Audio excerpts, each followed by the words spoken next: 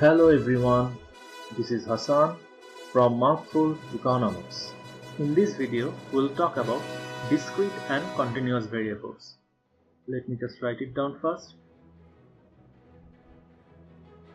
Discrete and continuous variables. Now, let me write two sentences.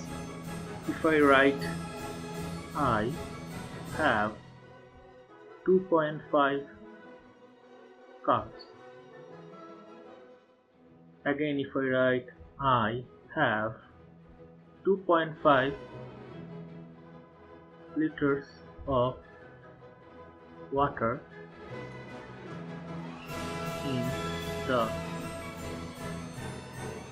bottle. Now, this first sentence, does it make any sense? I have 2.5 cars. No, it does not, because number of cars cannot be in decimals. I can have 2 cars, I can have 0 cars, or I can have 3 cars, but I can't have 2.5 cars.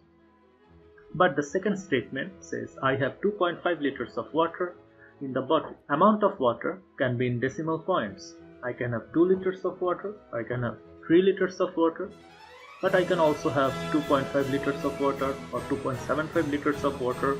Now, number of cars here is an example of discrete variable, and amount of water here is an example of continuous variable. So we can formally define them. Discrete variables should be whole numbers and continuous variables can be decimal numbers. So we write discrete variables should be what? Whole numbers. 1, 2, 3, or you can -1, -2, -3. But continuous variables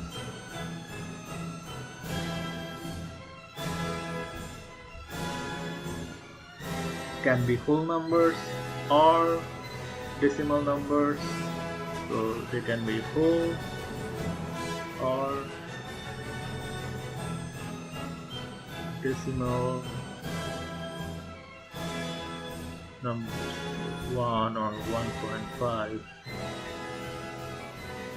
Now, if we consider the variable time, time is a very peculiar variable. Why?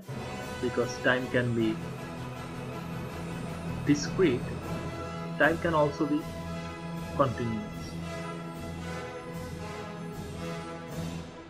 If we say 1 day, 2 days, 3 days,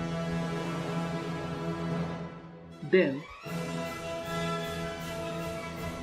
time is a discrete variable.